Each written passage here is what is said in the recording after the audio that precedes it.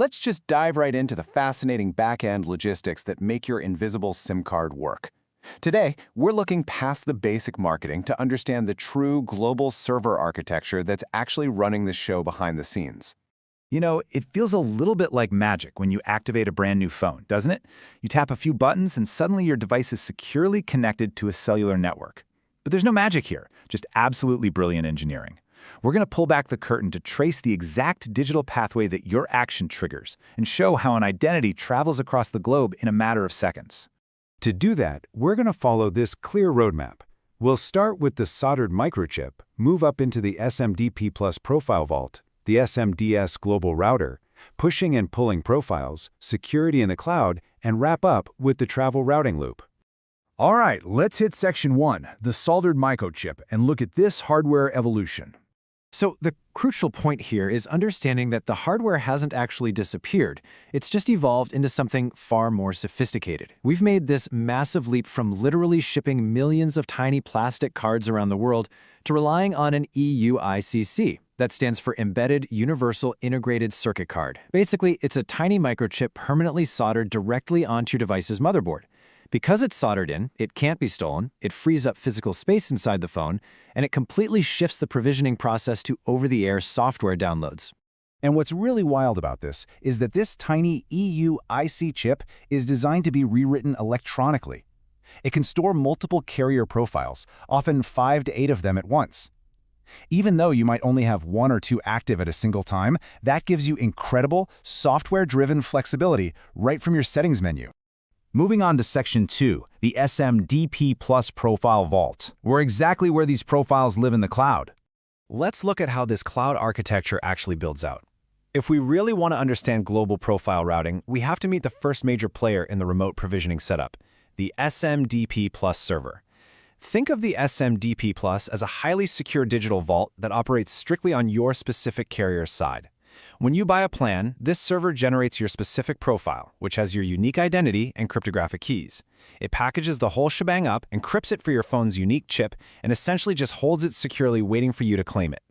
But how does your phone actually know to get that profile out of the vault? Well, it needs a trigger.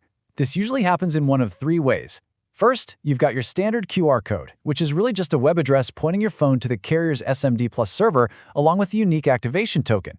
Second, a carrier app can communicate that server address directly to your operating system.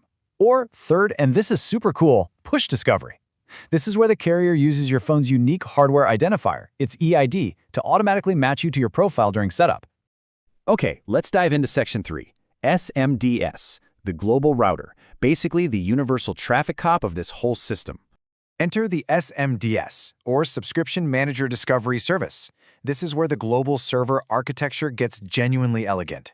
See, the SMDS doesn't actually hold your personal profile vault. Not at all. Instead, it's a central, universal clearinghouse, often run by global entities like the GSMA, and its sole job is routing. It acts as a massive registry that simply connects the dots, pointing your device exactly to the correct carrier's SMDP Plus vault that's holding your profile. The chronological sequence of events here is the exact cryptographic handshake that makes instant push activation possible.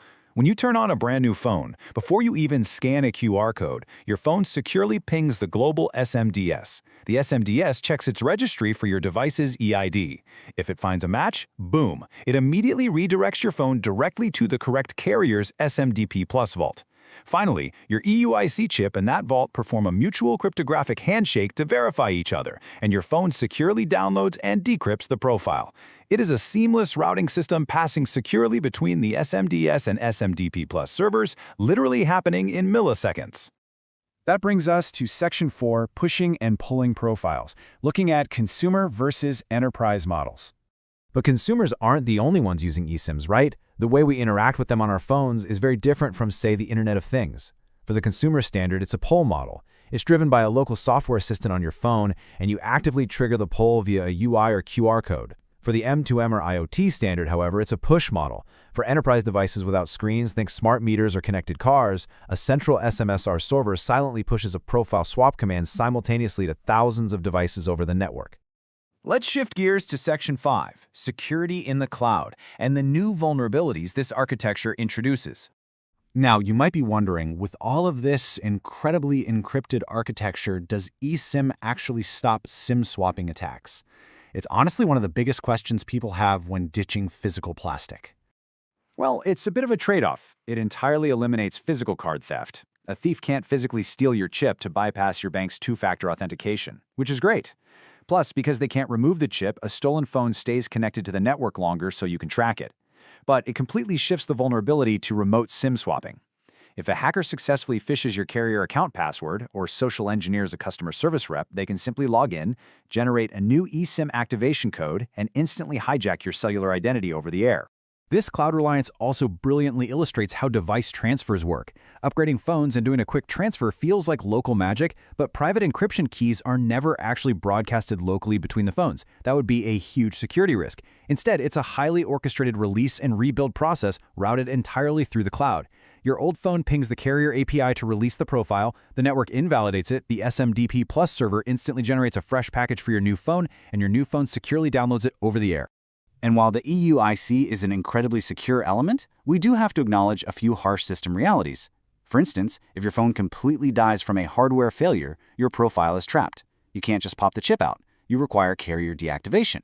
During a factory reset, the OS literally prompts you to either keep or wipe that secure eUICC memory. For carrier-locked phones, the OS actively blocks unauthorized SMD Plus connections. And if you run dual SIMs, a single modem uses time division multiplexing to rapidly switch active lines millisecond by millisecond just to keep both numbers active.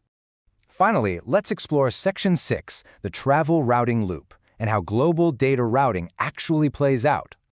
So, most travel eSIM providers don't actually own physical cellular towers. They act as mobile virtual network operators using wholesale roaming agreements. When you connect, your phone hits a local cell tower, but your data doesn't just hop straight onto the local internet. Instead, it travels through a secure international transit tunnel back to the travel provider's global gateway, which could literally be on the other side of the planet before it finally hits the internet. That's exactly why your travel data sometimes suffers sluggish ping times, even with full 5G bars. You might be in Paris, but your data is taking a quick round trip to New York. We've unpacked some absolutely incredible engineering today, right? From the soldered eUICC chips to the global routing magic of those SMDP Plus and SMDS servers. But honestly, understanding this infrastructure forces us to ask a critical question about the future of device ownership. If our cellular identities are no longer physical objects we can hold, but are instead just software keys entirely issued, routed, and managed by remote cloud servers, who truly controls the device in your pocket? It's definitely something to think about the next time you seamlessly download a new plan. Thanks for joining me on this explainer, and keep asking questions about the technology you use every single day.